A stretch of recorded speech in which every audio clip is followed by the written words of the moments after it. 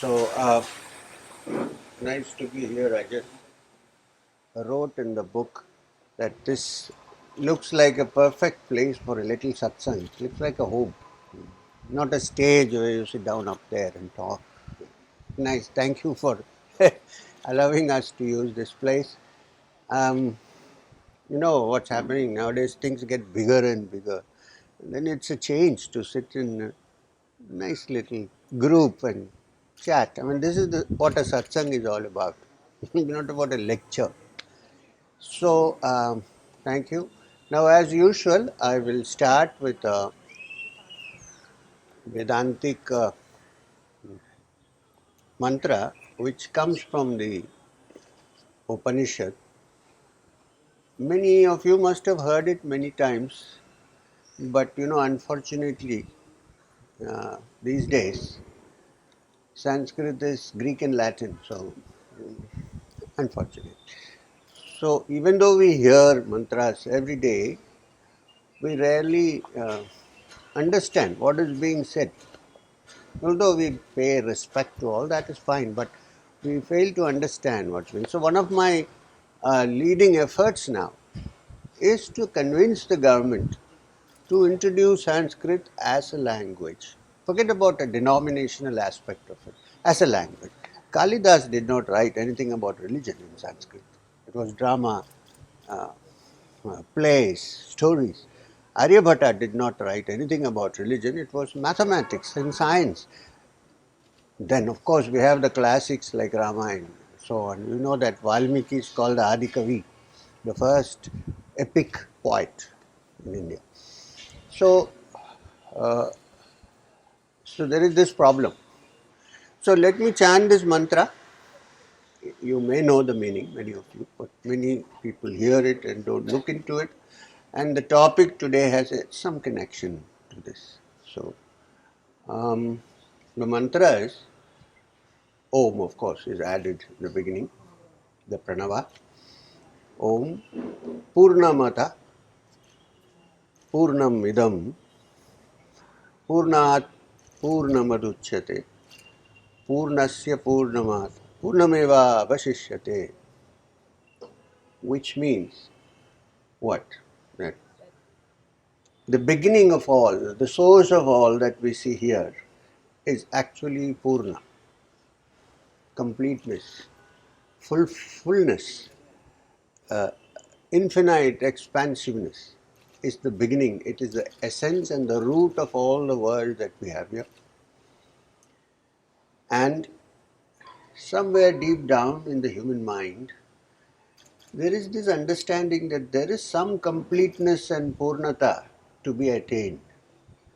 Because when we look into our lives, we find that it is apurna, incomplete. So the entire civilization and movement and expansion of life is moving towards that purnata. Because we find when we look at ourselves, we are not complete. Apurna. You can have a small business, it will grow, become big, and then it's not enough. Why? Because deep down in our subconscious, in our soul, there is this understanding that we have come from Poorna and we want to get to Poorna. But the good news is the mantra says Purnamidam. This is also complete. But we say, but how can this be? I am not complete. I am trying to become complete, but I am not complete. But the mantra says Purnamidam also. Not only Purnamada, but also Purnamidam, which means the seed and essence of that completeness lies in us. This is that infinite energy which has created this entire universe and still not wasted itself, remains the same. Purnameva vashishyate, even though this Purna, which we don't know, we think is Apurna, incomplete, has come from that, that always remains complete. There is no change in that. Now the only comparison you can give to this mantra is Einstein's statement that energy can neither be created nor destroyed. It's full. But we find that we have many inadequacies, imperfections. So that deep down, it is there. Yes, we have to move towards it. We don't know how. So this entire moment The how is not as important as understanding why. Because there are many ways prescribed in the ancient texts which say how you can move towards that Purnata. So, therefore, since the subject today is Vedanta in daily life, I think the first thing to understand as we move around, we don't put Vedanta into a very religious, when you say religion, normally it means rituals, which is all fine. Rituals were invented for a certain purpose. We get some benefits out. All that is good. But when you say Vedanta, yesterday I was having lunch and you asked me, and I was trying to describe what Vedanta actually, when you understand this, then we know how to apply it to our daily life. The word Vedanta consists of Veda and Anta. Right. So, one reason, basic reason why the teachings of the Upanishads are called Vedanta is because they occur at the end of the Samhita portions of the Vedas. Now, normally even many people don't know that Vedas are not only the Samhitas which are sung, but also the Brahmanas, which are the rituals, the ceremonials, and the Aranyakas, which is the deeper parts of the Vedas. Like the Vedas declare, I am Atma Brahma, one of the Mahavakyas. My Atman is Brahman. Now, Upanishad takes it up and looks into it. What does this statement mean? So, it's the wisdom section. So, Upanishad explains the Vedas. Now, therefore, this third part of the Vedas are the Aranyakas. What is Aranya? It's a forest. So, these were studied in the forest academies. In fact, Upanishads are actually part of the Aranyakas. And since they come at the end of the Vedic material, the Sanskrit word for end is Anta. So, it's Vedanta. So basically, the essence of Vedanta is in the Upanishads. It explains the essence of the entire teachings which have come down to us for maybe 2000 years at a conventional estimate. Controversial, some people say no, but it doesn't matter. 1000 years at least. So, this is Vedanta. So, what does it teach? Now, I am going to explain this because the subject is Vedanta in day-to-day existence. Does it require one to retire into the forest to lead a life where Vedanta applies? Or can we, like me, wear normal clothes and walk around? It doesn't matter. So, it's not the clothes that are important, it's the understanding that's important. And as Swami Vivekananda said, Vedanta is not something to be just philosophized about, but applied in daily life. So let me go a little more deeper into this. Upanishad, the word, comes from three syllables. Upa, one, ni, second, and shad, which is the last word. Now, upa in Sanskrit means close, not shut close, but close. We are sitting close to each other.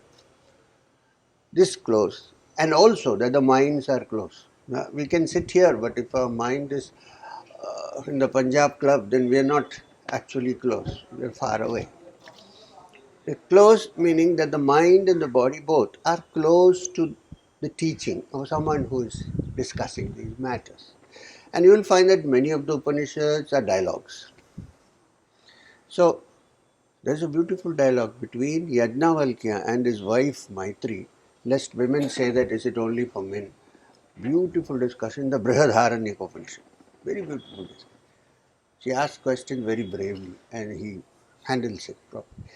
So, that is upa, to move close. Close in mind, close in thought, and close in close quarters. Also remember, those days probably there were no microphones, which is why it's called Rahasya, because it was taught at close quarters to the disciples.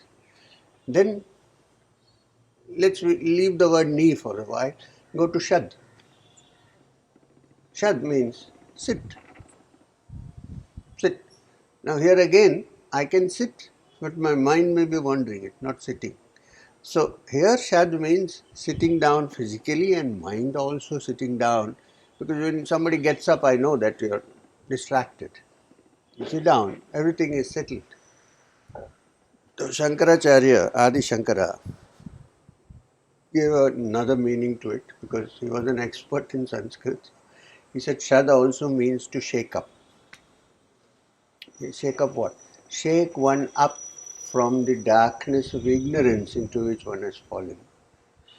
Because we, from childhood, we are hypnotized into believing that we are limited, we are only this, we are not. So, shaking yourself up from this sleep of ignorance is also called Shat. Then there is, which means sometimes in the Upanishadic study, you need to put your logic a little bit upside down. The idea of understanding is a little different from the normal way we look at things. In fact, in the Gita, in the 15th chapter, it's called Purushottama Yoga. It begins with a very funny statement. It says, appears funny, Urdhva Moolam Matashakam. It means there is a tree, a people tree, Ashwatha, which has its roots up and branches down below. You can't see such a tree around.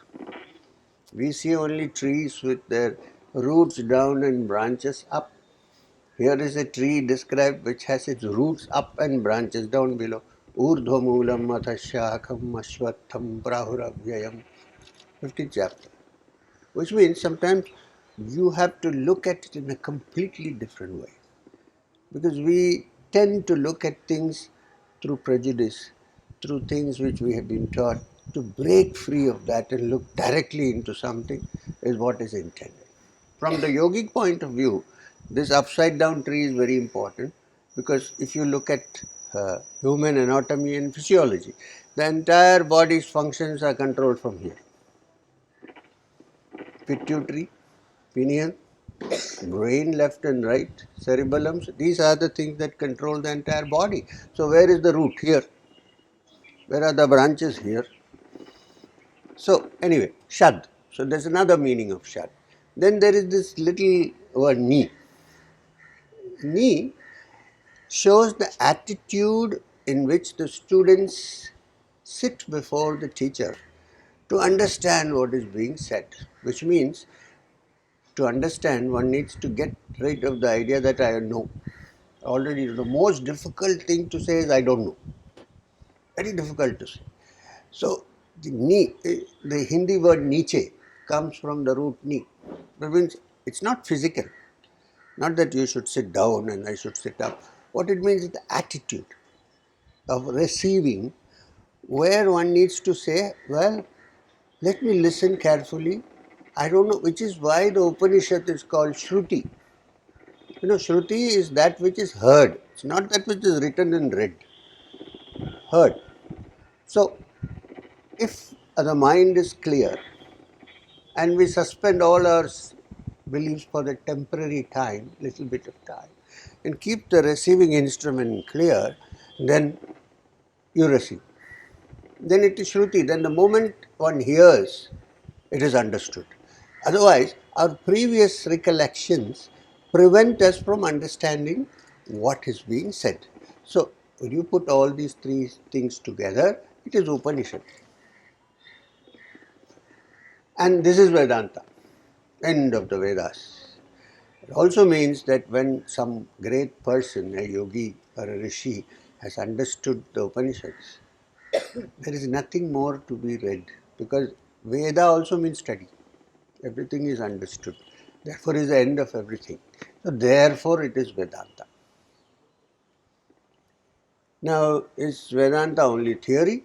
or is it also a practice? Now, a person who has gone into the understanding of Vedanta, the Upanishads. Now, I must also point out to you that the Bhagavad Gita, which is 18 chapters, is a concise description of the Upanishads. Now, Upanishads are like a vast forest, it's like Aranyakas.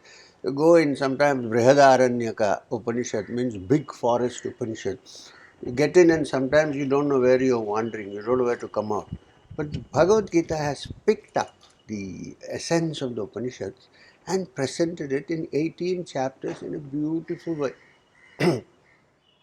In fact, Vyasa, the writer of the Bhagavad Gita, describes it very beautifully, saying the essence of the Upanishads is in the Gita by saying, Sarvo Upanishato Gavo, I'll explain. Sarvo Upanishato Gavo. Suppose all the Upanishads were cows. I saw a picture with a lot of cows inside. Sarvo Upanishato Gavo. Dugdha Gopala Nandana. And suppose the one who milks the cows is Gopala, Krishna. Sudhir Bhokta. And it is enjoyed by the wise. Dugdham Gita Amritam Mahat. And that milk is the Amrita of the Gita.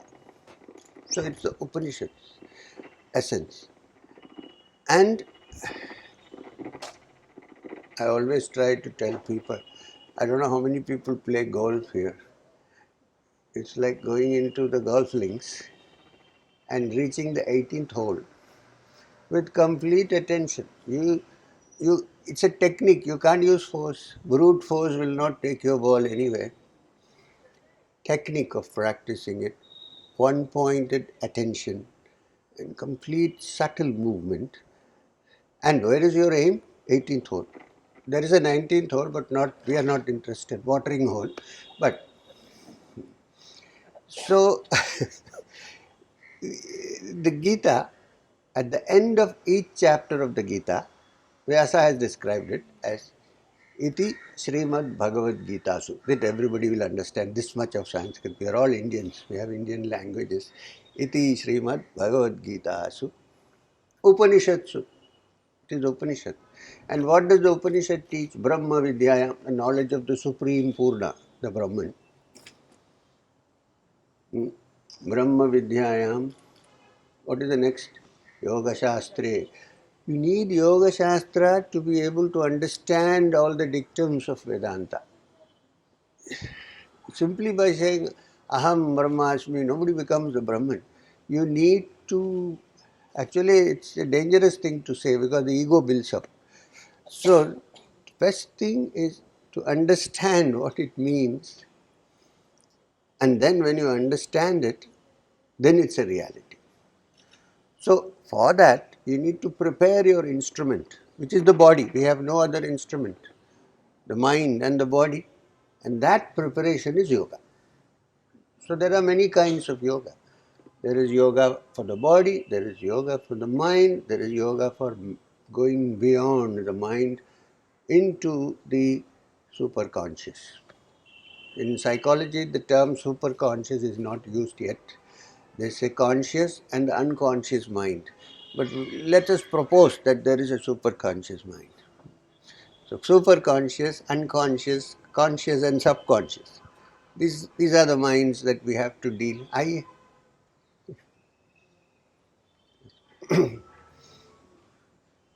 So this is in essence Vedanta.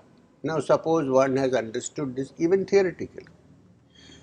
Then it goes without saying that when you understand this, you know that the essence of that completeness in seed form is in every individual. You may use it for material purposes, which is of course has its own limitations. But if you use it for spiritual purposes, you will go to the completeness. But one thing is clear, we have to dehypnotize ourselves from the limitations which have been imposed on us and let the aim, let the goal be infinite. Swami Vivekananda, quoting the Vedas, called human beings Amritasya Putraha.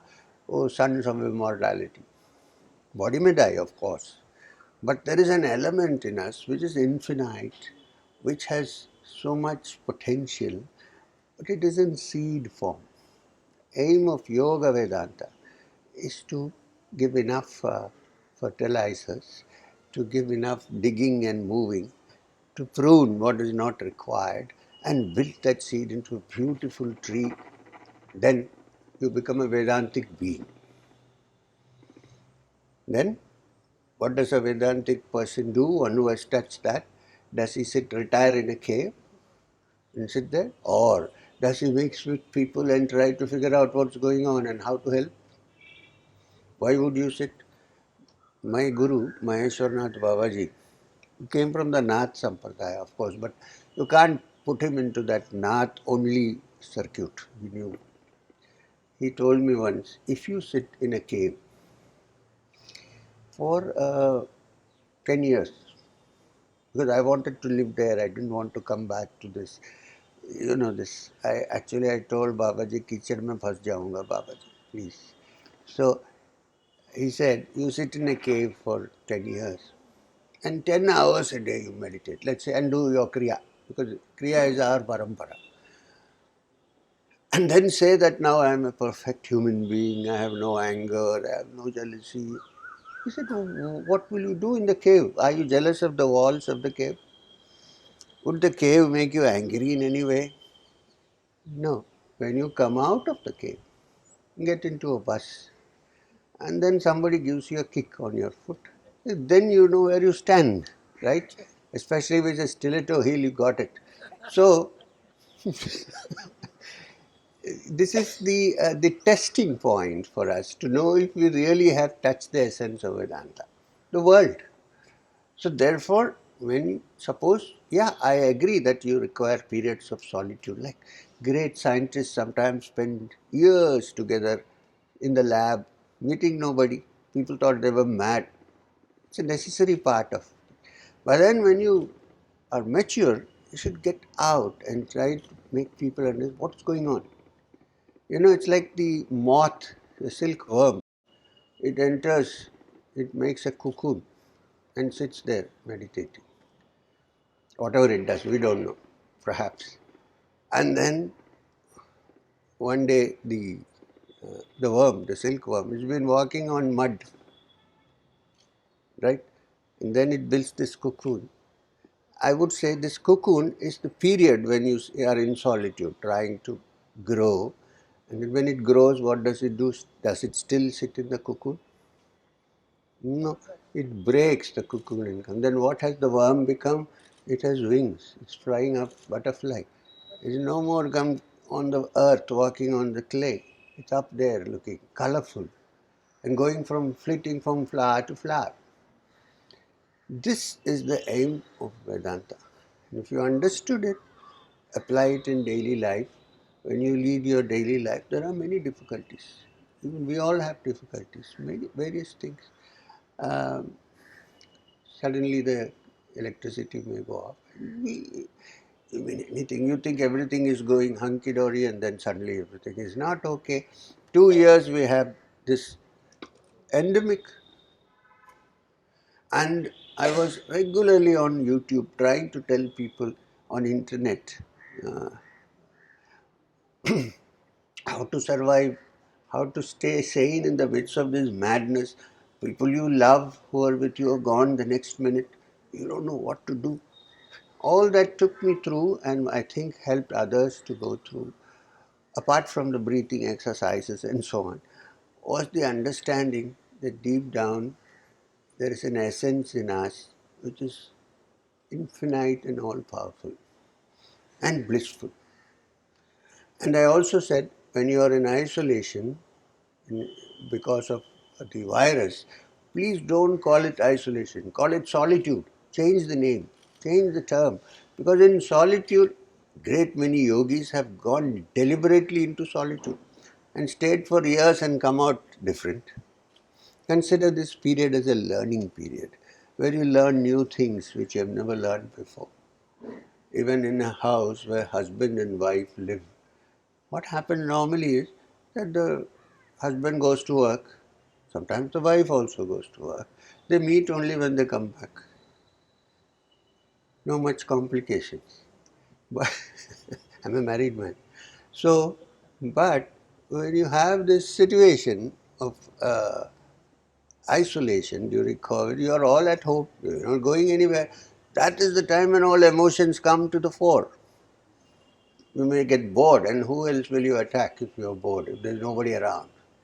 So, to look at all these things and to manage, what helps is the understanding that all infinite potential, the Supreme Lord, sits in everybody's heart as Antaryami, as the Jiva, as a spark of the divine. You may say formless or you must say with form, it doesn't matter. The moment you understand this, life becomes easy, you know how to work, live in this life. And because there is this spark of the divine in everybody, you do not want to cause harm to others. Why would you? And every little help you do to a human being is like a temple seva. If there is a spark of the divine in everyone, we are all temples, right? Temples we build are in one place. We are moving temples, walking, moving temples. So when you help somebody, you are actually doing seva. You are doing seva in the temple. Pada sevanam, one of the creeds of Vaishnava literature in Bhakti. What is Pada Sevana? To do seva of the human being, also other living beings, and try and live without causing injury to other living beings. Right? You can get enough protein without injuring them. Nowadays, at least that is established. And then leading a good life, a meditative life, a spiritual life, so that you find your essence. This way of life, I would call, is applying Vedanta in daily life.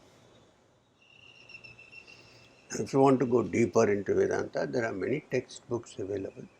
I would say go into simple descriptions of the Upanishad, and by all means read the Bhagavad Gita. It's one text. I remember a few years ago when Mrs. Sushma Swaraj, may God keep her soul in peace, they said in the parliament that the Bhagavad Gita should be introduced as a textbook. That was such a racket. They said this is trying to Hindu. It's very funny. The ruler, the junior ruler of Saudi Arabia has introduced Gita and the Ramayana in their curriculum, academic. What is our problem? So, these are a few things I wanted to share with you. Now, you can ask me questions relevant to the topic, and as far as possible, no political questions, and then we can move forward.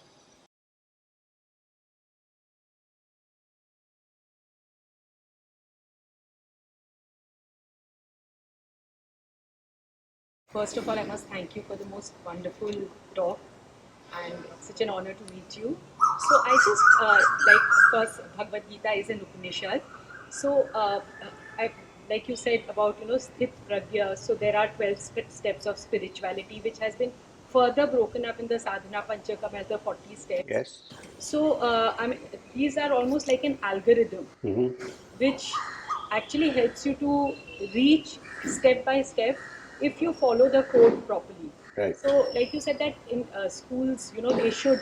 So, somebody like you, if you could emphasize enough, because I strongly believe that if we teach Upanishads or the Bhagavad Gita in schools, and being connected to a lot of education bodies, I have myself been trying to start this.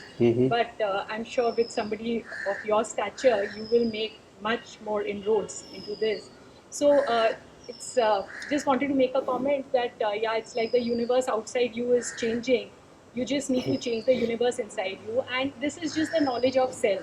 Like you said, the four Mahavakyas, Tattvamasi, Right. I am Atman Brahman. So if this could be emphasized enough that there is nothing religious about it. It is just self-knowledge. It is as opposed to the knowledge of the world that we are being given. Right. So, I have a little comment to make on this. When you say religious knowledge, I like to distinguish between religiosity and organized religion. These are two things. So, yes, we don't have to lay too much stress on organized, but religiosity is important. Religiosity means to look into the inner essence, to acknowledge the existence of a supreme being. This is religiosity. Be kind to others. So that should be there. However, to introduce the Bhagavad Gita, for instance, as an example, in English or in language which they can understand, like in Hindi or local languages which we have, is an important part. It should be at school level. Now, I have a suggestion on this matter, which is try and introduce conversational Sanskrit into schools.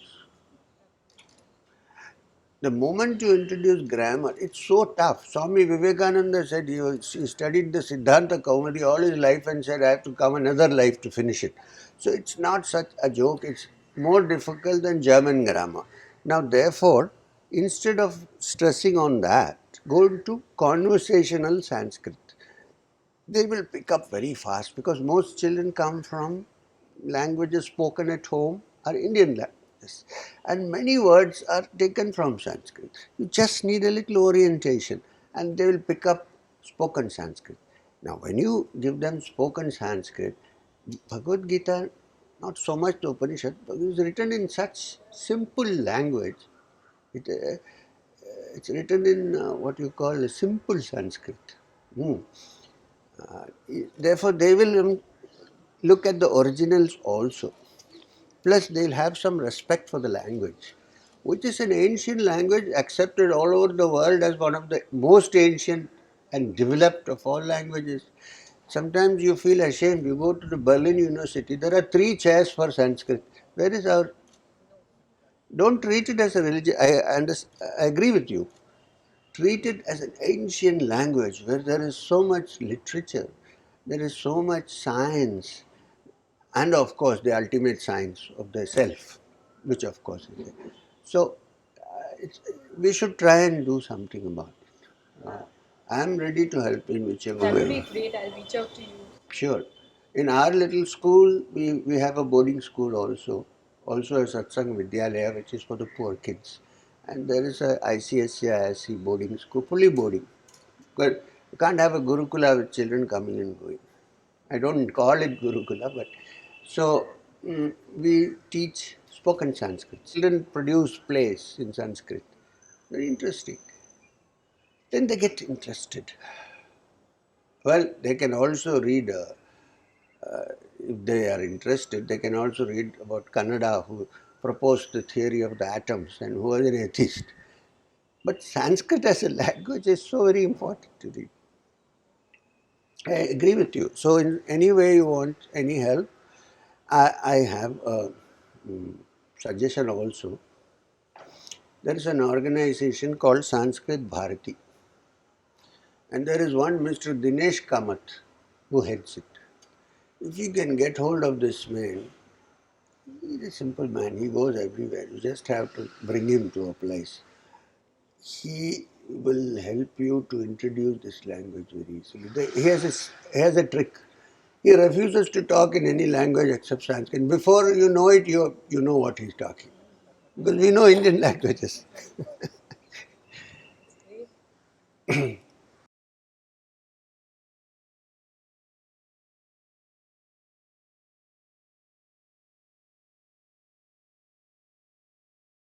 would love to be connected. Share about your Upanishad course that you're doing for IIT, since that's available on YouTube, anyone can access. So that's wonderful. Yeah, so what has happened is about 2 years ago, the IIT approached me, IIT Delhi, and said, here all students come for PhD in chemistry, physics, and so on, but they have no grounding on our cultural roots or understanding. I said, please stop. It's not true. They will definitely have some cultural base, no question. They're Indian students mostly. But they said, no, but they don't know about our scriptures.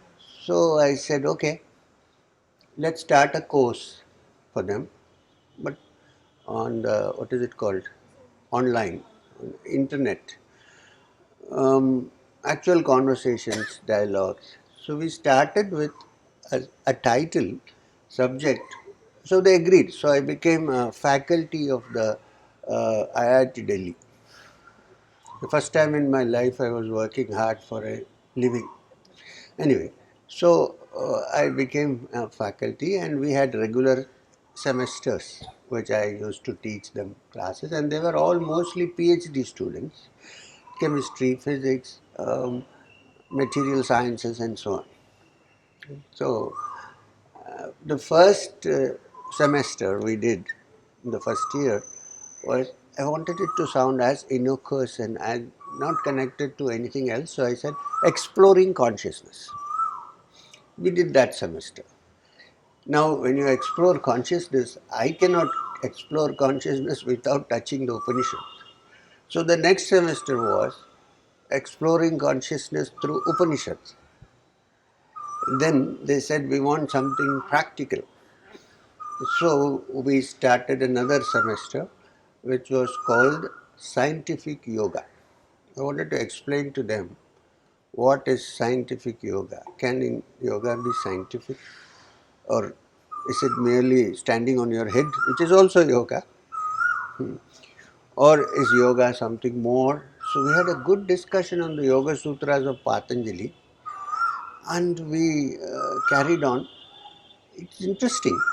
These youngsters are very intelligent. Otherwise, they wouldn't have gone there. Day by day, student numbers started increasing. They started getting more students from other courses. In last semester I did, I think there were more than 55 students in one session. And there are two professors who are seriously interested in this matter, so they were also there. This is one thing that I have been doing, trying to do some work, and I think it's going a long way. So this kind of thing can be done. Yeah, it can be replicated in the other IITs. It can. Other IITs are all asking, but unfortunately I haven't perfected the siddhi of being at two places at the same time.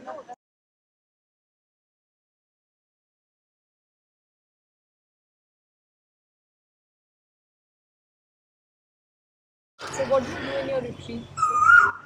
That's an interesting question. It's a live-in retreat.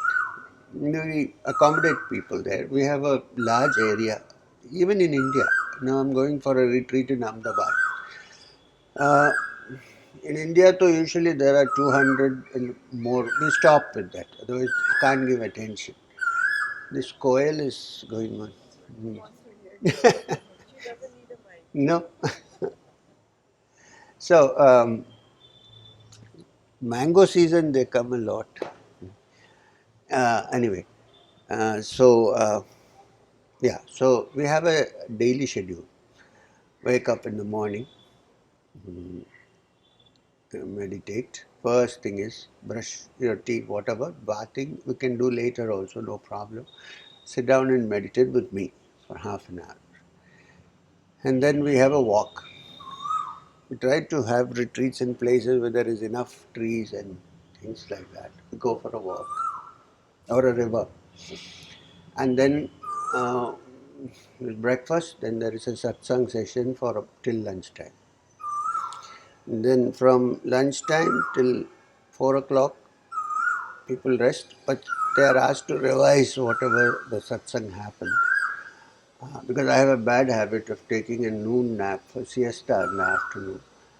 Oh, I get up quite early, so I need to, yeah. So then 4 o'clock again the retreat starts, and it goes on till 6 or so. Then we have bhajan kirtan, swapping stories. It's it is very informal actually. There is a dress code, which is that you can wear any clothes you like, except that you don't distract the attention from satsang. Hmm. So that's all. Apart from that, there is nothing. And we have simple food. It's vegetarian. We have simple food. We have our own cooks doing it. And so at the end of 3-4 days, 2.5, 3 days, then something we hope has been exchanged and given to them. Then there are question answer sessions, and then they go. And this is the kind of retreat we have.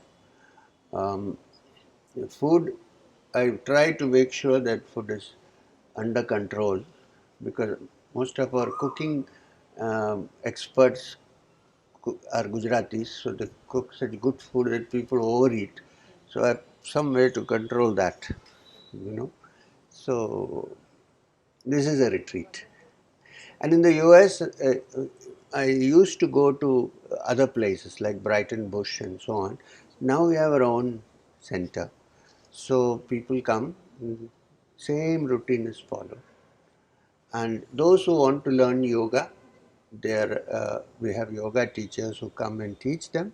And those who want to learn chanting of Sanskrit, like for instance in Texas, I get a priest from the Guruvayurappan temple in Dallas who comes and does some chanting for them, teaches them how to chant. So generally this is what the retreat is all about. I try to keep it as simple and not, so tight that people after 2 days want to get out. Wonderful. Sounds absolutely wonderful.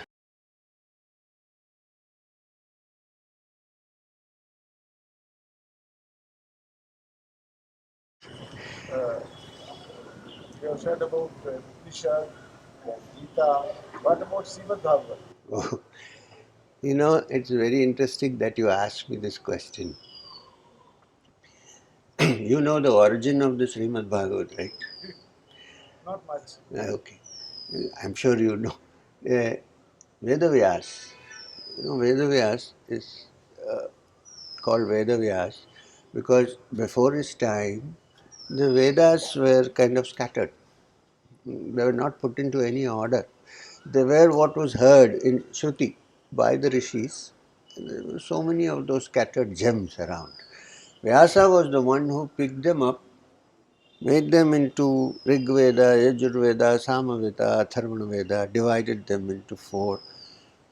So, in fact, the Sanskrit word Vyasa means compiler. Therefore, it's called Veda Vyasa, one who compiled the Vedas. Now, Veda Vyasa also, after that, wrote the Mahabharata. And then he also wrote something which is so tough, even for Vedantic students, the Brahmasutras.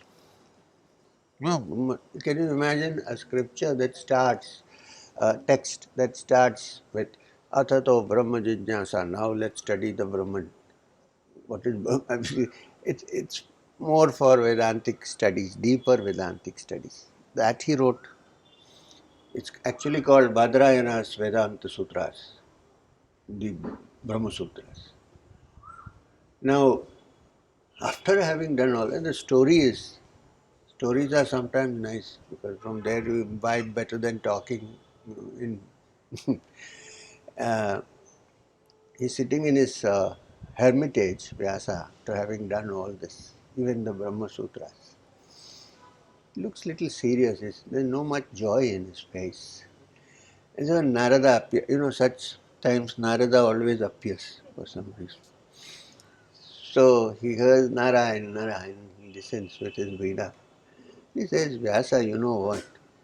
You still not completed your journey. Your face is looking troubled. It doesn't look like you have achieved the joy that is. He says, yes, that is true.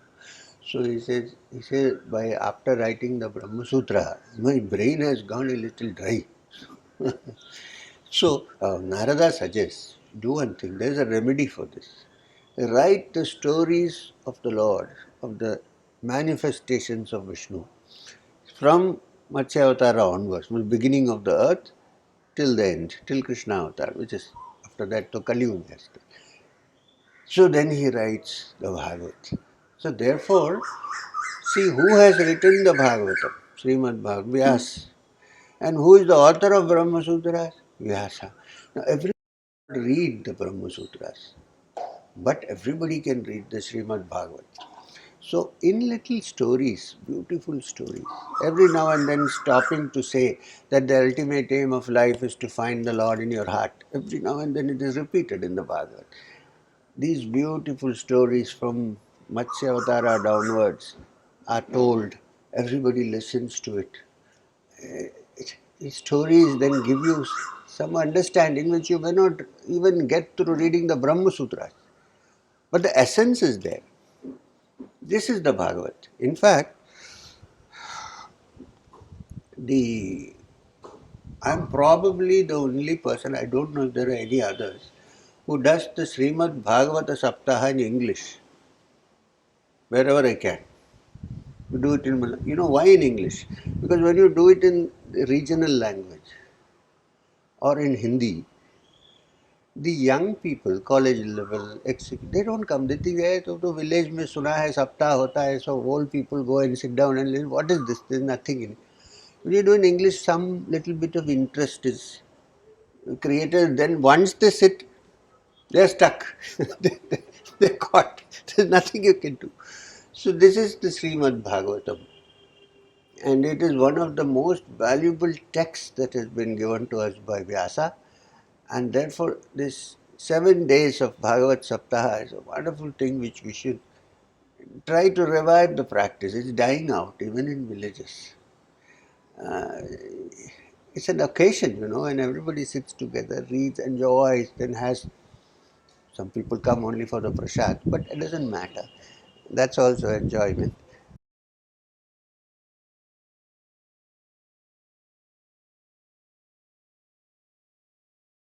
Have you also spoken anything on Brahmasutra? I don't think Brahma Sutra, honestly speaking, is something to be done in public, like a public satsang. Brahma Sutra is a few people should sit down and take it up, and it's not like that's a different thing altogether. Very interesting. Yeah, but I must say, there is a small group in Boston. All of them, hardly there are any Indians in that group, only two or three, who are somehow linked to the Sringeri Mutt. I don't know how, the Sringeri Shankara Mutt. And they do serious studies of Brahma Sutra, Upanishads. So before COVID when I went, we had a nice satsang on the Kathopanishad. Very nice. I could do only for a day, but it was interesting because they do their homework. They know. And it's interesting. Some are professors from Harvard, but they know Sanskrit. They have studied Sanskrit. So when they ask, you're also happy because they're asking questions which are really relevant. They often quote Nachiketa. Absolutely. So we started this time. I'm going to do the Ishavasya with them. Ishavasya Upanishad for a day, only for a day. The sense of Vedanta is already there in Ishavasya.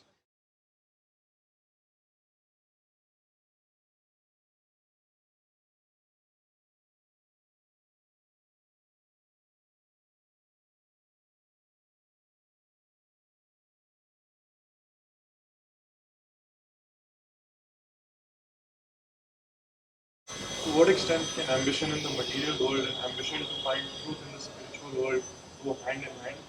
And is there a point at which they become incongruent? That's my first question. The second one is continuing on the theme of education, to add Sanskrit and to add some of the stuff we talked about, what needs to be de-emphasized from our education system, De-emphasized. largely probably based on what the British left us. Absolutely. You're right. Second part, I fully agree with you. But, well, it did do some good to some extent. We cannot deny that also. But however, so um, the first part of your question, you know, at least theoretically, one needs to study these subjects apart from your material subjects that you study to improve your competitive worldly life. There is nothing against worldly life, But there should be an understanding that this is not the end all and be all of life, there is something more. What will happen when you understand this and also parallelly study this? In this life of this world, you will come to such situations where you don't know what to do, you're lost. If everything is fine, we are okay. But when something happens, I fail in an exam, I'm stuck, then I begin to, people commit suicide, people do all kinds of things. Why? Because they have not had grounding in their philosophical and religious understanding. Once this is there, then this will not happen. And the most intelligent man very soon discovers the limitations of his or her intellect and then say there must be something beyond this. Now, that is intelligence, not intellect. Please distinguish between the two. The Gayatri mantra, for instance, those who chant the Gayatri, the last sentence of the Gayatri is Dhiyo yona prachodayat. Stimulate my intelligence, not intellect, intelligence. We are asking for that. And your intelligence is stimulated, right? But when the intelligence is full in its optimum level, then it discovers that this world's attainments are limited. There's something much more and beyond. So when you're equipped with this, when you come to that point, you know how to deal with it. Say, let's say, take the practice of yoga. Now, as you said, the sthita prajna, where the mind, the Gita calls it the sthita prajna, where the mind in any sarvatra samabuddhaya, it's called. That means in all conditions the mind refuses to be agitated. It remains tranquil. This is useful in worldly aspects as well as in the spiritual. But in ancient times, every person had to go through 4 periods in life. Not go through, but they were divided into the 4 ashramas. One is the Brahmacharya period. This is where you are. A study where Brahmacharya actually means all actions that lead to the truth. All charyas that lead to the truth. Not just one, or without too much emphasis on only one aspect. And then when you have studied that at that age, then when you enter the grihastha, the family life, you are equipped to deal with it.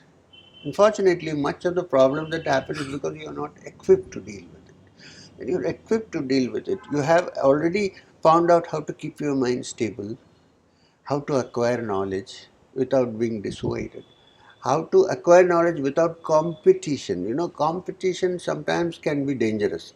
You try to give complete attention to what you're doing, you will automatically do excellent work. Don't worry about what the other guy is doing. Don't waste time on it. So, then you enter the family life. When they say family life, it need not necessarily mean married life, it means the worldly life. There's a larger family, of course, not only your family. Grihastha.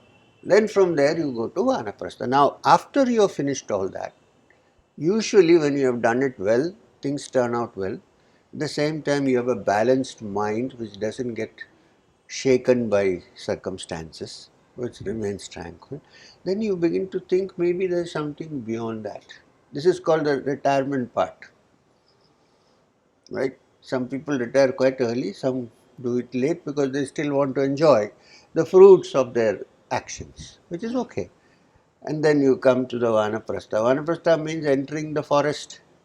Actually, it means living in a place like this, lot of trees. I mean, everybody cannot have a big house like that. Have enough trees, have enough oxygen to breathe, a quiet corner where you can sit down and think without being disturbed. This is Vanaprastha in the modern context. Then at the end, only if you are willing, people take sannyas. Otherwise, they don't. Many people continue this way. The ones who take sannyas are those who have finally discovered that, okay, now I have done my duty, everything is over. Now let me retire, they'll take care of themselves.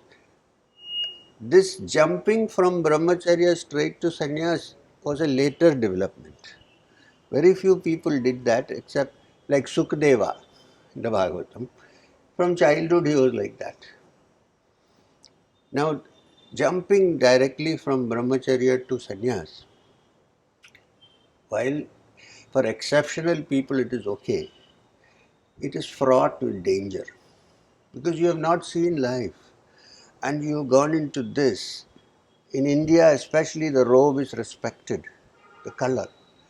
Then you have the ashrams and people to take care of.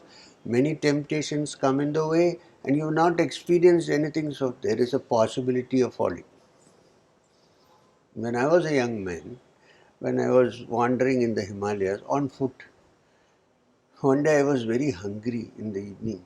I didn't know where to go. Oh no, this was the first time I was traveling there. I saw a man going to cut firewood. So he came to me and he said, "Hey, where are you guys?" "I'm looking for a village or an ashram to spend the night." It was already getting dark. So he called me. He said, "My guru is living here near the Ganga." So he's a Vaishnavite. Use namas, He's living there. Come, you can eat food there and the puja will be over. You'll get prasad and sleep for the night. You can go next. Okay, I said fine. So he took me there. Beautiful little small place, kutir, a few people, 5 or 6 people, and this guru with his nama and all sitting there. And he said, "You wait, go and have a bath and come back and have prasad." So he gave me a place to sleep, a little cot. In the morning, I said, "I'm going." So he called me. "I want to tell you something." He said, "You're a young man. Try to improve yourself spiritually. Fine, good thing. Be careful. There are many fake people around. Don't fall into their hands. And if you have an intention of taking sannyas," he said, "if you want to become it, think well about it, carefully. Don't do it if you feel like it, but be very careful." He said, "Why?"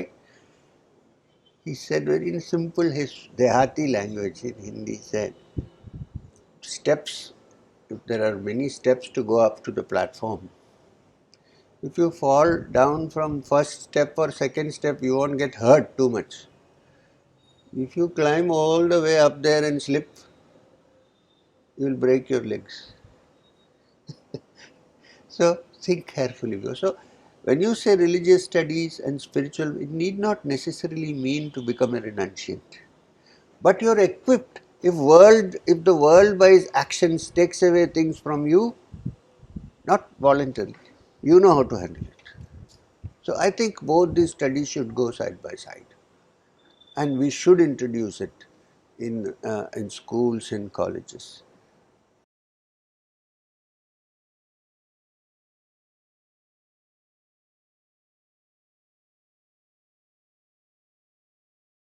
In the past, you've talked about your experiences at the Krishnamurthi Foundation, Yes. and after his passing, you said you were perhaps not very satisfied with how things were run.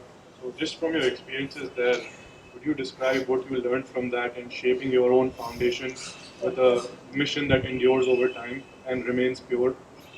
I won't discuss the Krishna, then it will become politics, right? Just So, universal lessons what you learned that people can. see what I learned from, see, people also have presented Krishnamurti in a way which I have a different take on that, on him. I have a feeling that he was a guy who was born like that, who didn't become anything. Child prodigy, let's say. And he also has said, and I have it on record, that this boy himself, referring, was born this way. People tried to put many things here, it came out through the other ear. And then he said, "No one can become like me because I was like that, born." So any attempt to become Krishnamurti is fraught with failure. You cannot become. Conversations have become so famous. Ah. It So takes a lot that of is courage. one thing I learnt. Second thing, there were many unknown aspects of his life which people decided not to publish. And since I was close, Babaji told me to go there, my Guru. Maheshwarnath, go and spend 2 years with us. Babaji, what? He breaks everything down. He said, yes, good to break down things. He said, thoda sa you require to clean your cobwebs. I said, okay. And when I first met him, he asked me about Babaji. Who is he? What did he do? Where did he live? And so on. And one thing I noticed is that he was there, but he was not there. Kind of. But none of so-called Krishnamurtites, I think, have imbibed Krishnamurti, unfortunately. What is your main takeaway from Krishnamurti's? I'm trying to write a book now on this. I want to call it the Upanishads and Jiddu Krishnamurti. Because maybe Krishnamurti did not read the Upanishads. Maybe. Quite possible. Or maybe he read it when he was young and he forgot about it. At one point he lost all his old memories. Whether it is pathological or spiritual, we don't know, but he did. Now, but if you look at some of the Upanishads, especially the principal Upanishads, you will see the words, as Krishnamurti said, in Sanskrit. He was an iconoclast. He broke down images. Now, breaking down images is also the function of Vedanta. When Shankara taught Advaita Vedanta, the study starts with neiti, not this, not this, not this. When you have eliminated everything that is not truth, then only truth remains. What he was trying to say, you cannot define the truth, you can define what is not the truth and get it out. Now, this is Upanishadic thought. I want to write Upanishads and Krishnamurti because Upanishads came first. Krishnamurti came later. You see, so my take is, here is a man who hit upon something. Probably he himself could not come to terms with what was going on. But the people generally who I know, who thought that he is the be all and end all of everything, which I do not agree. He was a good man. With me though he was very nice. But this I do not agree. One day we had a discussion, and when the idea that what they were trying to say is wrong came up, one of them, I won't use names and all that, some people were important people at that time, during Indira Gandhi's time, came up, they said, the reply was, the argument was, but Krishnaji said that. I said, wait a minute, now you are saying that we should not quote anything. This is what Krishnaji also said. Right. Now you are saying it is right because Krishnaji said so. I said, I am going to say that Krishna said so. No, but that, why? So there are some subtle points to look into. And I think that in some ways he was quite a misunderstood person. That's what I feel. And which is as it should be, because when truth is uttered, very few people understand. They can misinterpret it as they want. So I think he came from a great tradition and denied all traditions. Before him, Swami Vivekananda did that in his own way. He was also an iconoclast par excellence. But then he stuck to the, at least the Vedic system, but this man was out of it. I want to tell you an interesting story. Not a story. Last time Krishnamurti was in Chennai, there was a talk under the tree in the evening. And he was very peculiar in many ways. So I used to be assisting him to come fix the mic for him. One day suddenly nobody should touch me. I said, sir, who's going to put the mic? You. He said, okay. So I used to go, and then I used to go to his room and bring him for the talk. He was 91 years old. And that day, the last talk, he was having running a temperature of 104 with a cancer of the pancreas. But at the talk time, he said, we have to go. People will be waiting. I said, okay. So I went and brought him. Whenever he went to talks in Chennai, he wore the traditional Brahmin dhoti and the kurta, that thing. He came and he sat down, fixed the microphone, and then while coming, he was a little agitated. He said, "You know what, sir?" They called everybody, "Sir." "You know what, sir? They have asked me to talk on meditation. Can you believe this?" I said, "Sir, but you can talk on." "I don't know." He said, and when he sat down. That day's talk, it was a short talk. It was on what is not meditation, according to him. So all the conventional things which we think are meditation were all demolished, right? And then he was sitting there. It was a nice evening. A crow flew across. I remember that. Sunset. Beautiful. Nothing more to tell because all have been demolished. So everybody was sitting quietly. It was so beautiful. There was meditation. That's when somebody in the front row stood up and said, "Sir, then what is meditation?" He said, "Oh God, what a generation." So the approach was different.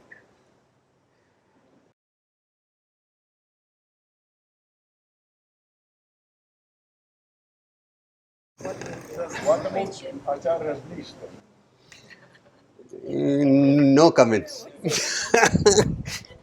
No, at every point when things become too stratified, somebody comes and splits it a bit. But then people go overboard after that. This is the problem. I must tell you this. Somebody went to uh, Krishnaji was having lunch. And there were very few people that time because of various reasons, and I was the youngest man there. And there was this old freedom fighter, Achyut Patwardhan. I don't know if you've heard. Achyut Patwardhan was there, and there were a couple of other people. Oh, that Pupul Jaikar and all that. So I was a young man, so I was sitting. So someone came and said, joining lunch, someone came and said, "Sir, he's just been to see," they didn't say Acharya, they said Bhagavan Rajneesh. So Krishnamurti was eating. He got into this English habit. Even masala dosa he used to cut with a fork and put it in, roll it up. So he looked up and he said, "What did you say? You went to see so?" "Yeah," he said. "Yeah." "So did he say anything about me?" He said, "Yes, sir. Actually, I wanted to tell you. I told him I'm going to see Krishnamurti." So he said, "Krishnamurti is a good flute player, but I am the whole orchestra." So the comment is very interesting. Krishnaji must be making hell of a lot of noise out there. So he didn't criticize, but see, the truth is one. It is multifaceted. So people approach through different ways, different facets. And perhaps they come to the same place in the end. That's all I can say. And there is no point in saying this is wrong, that is right. Uh, at one time, after all this, I was also part of the Gaudiya Mutt and the ISKCON. So I learned the entire thing about Chaitanya Mahaprabhu's movement. It has its wonderful points, no question. The problem is when I say I am always right and everybody else is wrong. This is the problem. At one time I also, Poorna had this thing here. This was there for a long time. I cut it off. It's so difficult to manage hair. I don't know how ladies do. But anyway, then I used to have the Nama. I used to do exactly what they did. Kirtan, bhajan, Krishna mantra. It has a certain point. I mean, there is, because actually truth cannot be found through intellectual analysis. It also has to do with the heart. And Chaitanya Mahaprabhu's Vaishnavism touches that. So ultimately, knowledge, you can gain knowledge, but then ultimately you have to surrender to Bhagavan. You can, when you gain knowledge and when you have understood this properly, then you realize that what you're looking for is beyond the capacity of the ordinary mind to grasp. So how do you go? Then you shift from there to that which is outside the ken of intellectual arguments and discussions. The mind has to get quiet. And for some people who are emotional in nature, or who are more what we can call heart people, such movements are useful. I wouldn't say they're not useful. They are.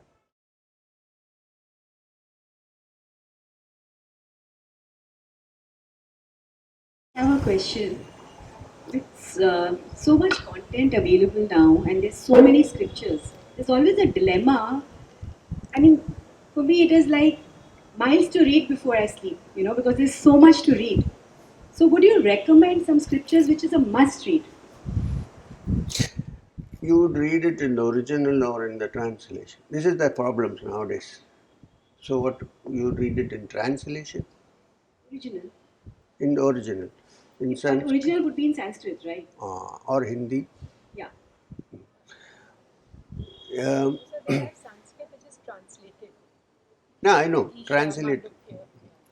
So I don't want you to tell you that you should read my books, so I'm not saying that. So what I suggest is, there are some books which are universal in their reach, which you should start reading. They are the complete works of Swami Vivekananda. Start from volume 1 and go on slowly. If you feel like it, also read my talks on the Upanishads. They are very simple, very nicely I have done it. Also read the autobiography if you get hold of one. The problem is the autobiography is so nice that people think it is fiction. I am in a perfect dilemma. If I write fiction, they ask me, is it fact? If I write fact, they think it is fiction. So I'm stuck. I wrote Shunya, which is a novel, so people say, is this really fiction or there's something behind it? And then I wrote my autobiography, and a good friend of mine said, if you had not written it, I wouldn't have read it because you don't like to tell lies, so it must be true. But are you sure? Your book. It's always a good idea to put fiction and fact simultaneously, I always feel. Absolutely. In fact, fiction is embroidered fact. And fact is only the essence of it, which will not appeal to people to read. I'm not saying my autobiography is fiction. Now, yeah, it's like that. So I would suggest take the complete works and start reading. If you're reading on yoga, there is a beautiful translation of the Yoga Sutras of Patanjali by, it was a series of lectures given by Swami Vivekananda in San Francisco. It's now collected under the name of Raj Yoga. Small book. Read that. Interesting, because there are discussions on Sankhya, discussions on Vedanta, and a good translation of these. Then, whenever you get a good translation of the Upanishads, please do read them. I have been actually reading the translations, but I would love to know if you have written on all the 10 of the Upanishads. No, I have written on how many Upanishads? You were saying Isha, you've written Mandukya, Brihadaranya. 4, 5, 6. I've done 6 Ishavasya, Mandukya, Kathopanishad, um, Kenopanishad, and one more. Not Mandukya. Among these, my 2 favorite Upanishads are the Mandukya and the Kenopanishad. These are Upanishads that take you to the core.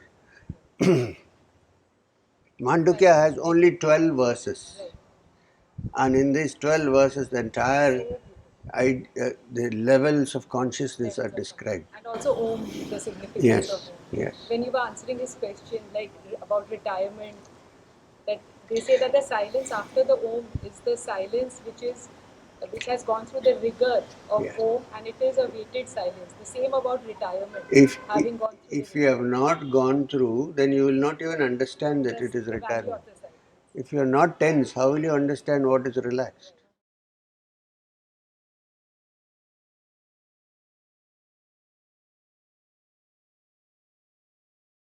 There's something called, I had a question. Amen. Sola Sanskar are done in a form of puja when the child is in the Ah, womb. ah, ah. Then Punnasavana Yeah, and yeah, yeah. Srimantam and Yes, whatever. yes, yes. Yeah, so they So, are. what is your question? My question is, are they just pujas or are they overlapping with the Brahmacharya and Yes. Then none of the ancient ceremonials which have come down to us are merely ceremonials.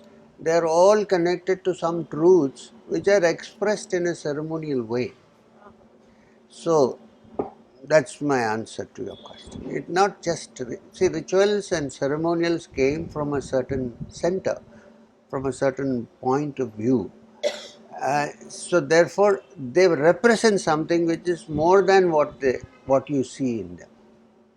So we have to look at it very carefully.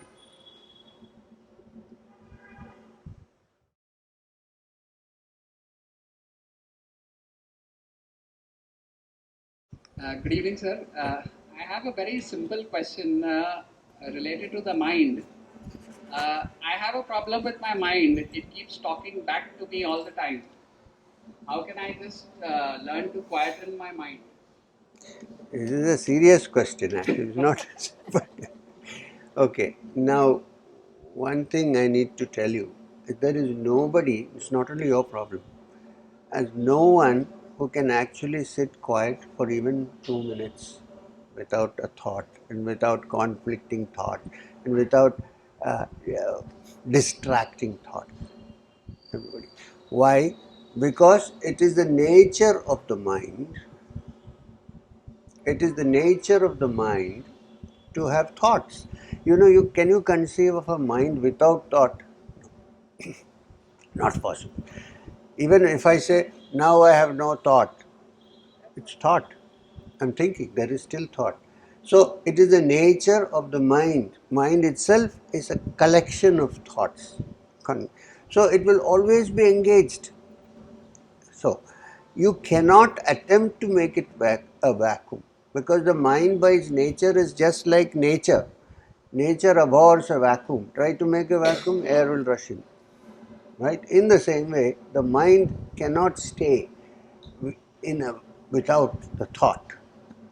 So, is there a way to calm it down and move all the distractions away and keep it quiet? The only way, you cannot stop your thoughts, right? You cannot. Even if you try, it won't work because the mind doesn't like it. It is thought.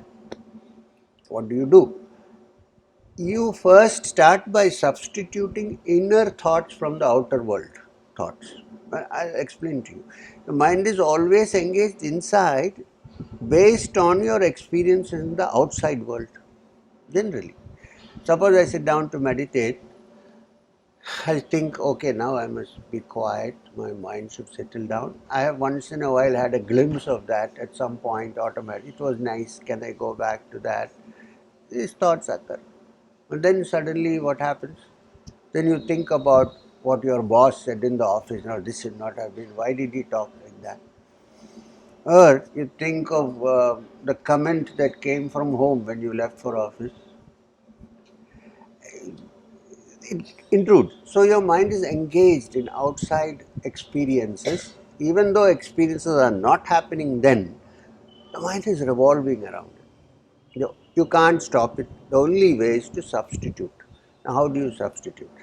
Substitute meaning engage the mind in something internal so that it replaces that which is external. That it is willing to do, the mind. So, substitute something internal so that the mind is no more thinking of the outside world and creating distractions. What is the best thing to engage your mind in internally? Your breath. Some people do it through japa. Even if that is distracting, breath. Everybody is breathing. Everybody has breath. It's a common factor. Russians are breathing, Ukrainians are breathing, everybody is breathing. Chinese are breathing, maybe Chinese breath, but they are breathing. So, breath is everyone's common factor, and it is such an important function. We don't give enough attention to it. From the time in the womb till the time we die, the breath is going on. We don't even say breathe. It's an automatic reaction, autonomous reaction. Autonomous nervous system does it. And yet, it's the most important part of our nourishment, right? I'm trying to tell you the importance of breath so that you will get interested in the breath. That's why I'm explaining all this. Now the moment it stops, you're dead. Nothing can be done. You can stay without food for some time. You can also stay without water for some time. But you cannot stay without breathing for a minute. You did. It's such an important thing, and yet we give no attention. In fact, many people don't know how to breathe properly. Shallow breathing. So first learn deep breathing. How to fill your lungs with your breath, hold it for a while and exhale. Okay, next step. When this is going smoothly, distract your mind from the outside thoughts by fixing it in the breath. How? When you breathe in, give complete attention to your inhalation. We normally don't do that. Watch it as if you are watching something curiously. What is going to happen? Let me watch. That attitude. Allow the breath to go in. Give complete attention to it. Hold your breath for some time. Count of 4 maybe, little bit. Fix your attention there. What's happening inside me now? Then exhale. While you exhale, give complete attention to your exhalation. Don't let it go outside your mind. You will see through practice, this becomes a routine by which when you sit down, you will be able to put your attention on the breath. Now in our Kriya teachings, we also couple this with the two sounds of the mantra Ham Sa. So Hum or Hamsa, we do Hamsa, that other is. So when you inhale, it is Hum. When you are holding, there is nothing. When you exhale, it is Sa. So Hum, Sa, Hum, Sa. It goes on. When you practice, after some time, you will find suddenly there are no outward distractions or outward, there is only this going on. Then the mind is quiet. And through constant practice and through avoiding through your actions in the outside world not to build up too many distractions, this also is required. Yeah. And not accepting any failure as a terrible thing, that it comes and goes, we need to move forward. Somebody wrote a book called How to Stop Worrying and Start Living. So, if this also is done along with that, then you will see that your thoughts have settled down. Mind has become quiet. According to the Yoga Shastra, this quiet mind is the tarmac from which you take off to the higher levels. This is an essential thing. Whether you do it through Vedanta or through yoga or through bhakti, when a devotee is totally absorbed in the Lord, where is the other thought? None. So that is what was samadhi. Samadhi, nowadays, if you say samadhi, people think somebody died and they put up a samadhi. Samadhi is actually a word which means the mind has become totally sama in dhi, which is in meditation. This is samadhi. So, as this is the first step, as the mind gets calmer, you begin to enjoy the calmness of the mind. As you begin to enjoy, you're hooked to that. Till that comes, it's difficult. But once you taste it, you're stuck. Then, stuck in a good way, okay? Yeah. So then you have your daily drink inside. We are all drunkards actually, but our liquor is specially made somewhere else, not outside. So I can understand people's desire to have a drink because it paralyzes the central nervous system and everything is okay for the time being. Here we have something which is permanent, ambrosia. There's a great Sufi teacher who said, Akal ke madrase se ut, get up from the school of Akal. Akal Kal ke man, ishq ke main khade mein aa, come to this tavern of ishq. Jame fana wo bekhudi ab to piya. Now that you have drunk the wine of total annihilation, what are you? Jo ho, so ho. Enjoy. So, and the good news is that everyone has the potential to tap that. Every human being has the tendency to touch that ambrosia. So I call it the United Breweries. All are one.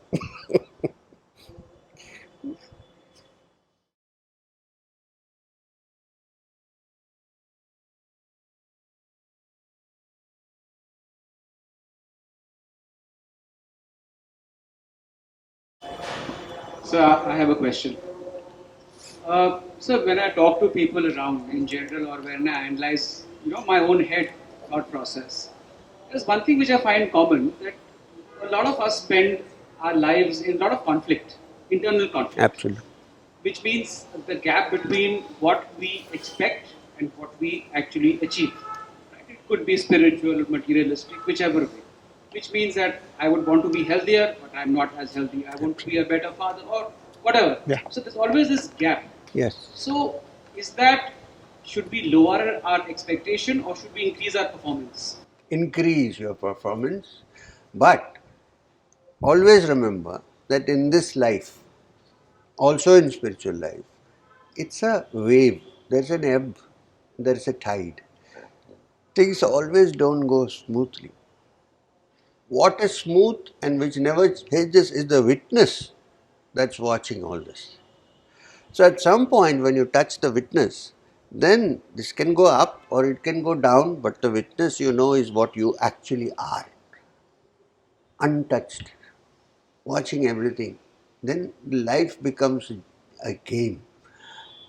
I'm, look, I'm not saying you should just lie down, sleep. I do a lot of hard. I don't know if you realize that I keep on doing all kinds of things. Why am I doing it? Why can't I just sit down in the? Because I want people to understand that in the midst of action, it is possible to remain in peace within. Otherwise, what is the use? I mean, you will say, I can remain in peace in the cave. It doesn't happen. When you go to a cave, you also carry your mind. You don't leave it anywhere and go. So, while you should have I won't say you should not have expectations. Everything in the world works out of even in the spiritual field, you expect to reach a higher stage. Fine. But if it doesn't work, you should take it calmly and try to analyze why. Instead of getting worried about, oh, it didn't happen, you wasted all your energy out there. Instead of that, stay back and think, what is it that has prevented me? So use every one of your failures as a stepping stone. Then the gap becomes reduced. And finally, there is no gap. Not only that, when the mind is calm and quiet and relaxed, it is resting in the Purusha, according to yogic and Sankhya terminology, in the essence of your being. So it derives tremendous energy and power and capacity from that. So that when you next time apply your mind to something, you get the entire energy working towards it. So the gap becomes reduced. Even if there is failure, you know how to handle it. Nobody can be free totally of success and failure, but you know how to handle it. And handling it is the success. You don't have to find another success. That itself is a success. So you beautifully explained to connect, simply and beautifully to connect to the breath. Yes. And I think to be a seer of the breath. Yes. Yes. So I mean, all the knowledge, but this is so simple and direct and easy to follow. We must. Yeah, I try to do that because I want simplicity. I want people to be directly understanding these matters. And instead of, if I go too complicated, so if I take up today in a short little discussion, let's say something like the Brihadaranyaka Upanishad, what is he saying? It'll go over your heads, right? Except those who have read it and so on. So I like to go this way, and then you encourage people to then study for themselves. Swadhyaya is very important. Swadhyaya means self-study. Always, even in our school, I keep saying this. Swadhyaya. Don't help the students too much to stuff their brains with your information. Now with Google, why would you stuff the brains with it? You have everything in Google. God is there. G, big capital. E. So try to create understanding rather than stuffing with material. And that swadhyaya is essential. Teachers should be facilitators. They should say, okay, this is how you should do it, and leave it there. If they need help, they will come to you. Where will they go? This is what we're trying. I think this is the ancient system. I'm going to wind up now, sorry, it's already 7. But I'll give you a little story before I end about this swadhyaya, self-understanding.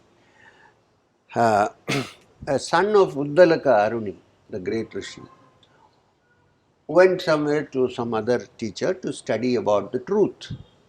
He came back. His father asked him, son, have you found the truth? This is from the Chandogya Upanishad, if you want to read. He said, yes, sir, I think I know the truth. He said, if you think you know the truth, you haven't found the truth. Okay. Then he said, either you find it or you can't say, I think. So he said, go to that banyan tree out there, pick up a seed. This is the Upanishadic way of study. Swadhyaya. Pick up a seed and dialogue. From what?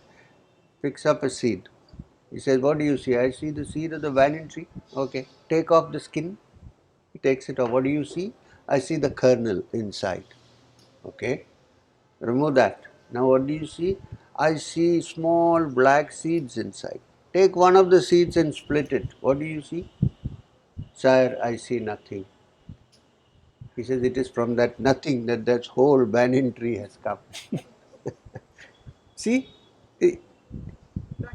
Then the child understands what is this insignificant little seed from which that whole banyan tree has come.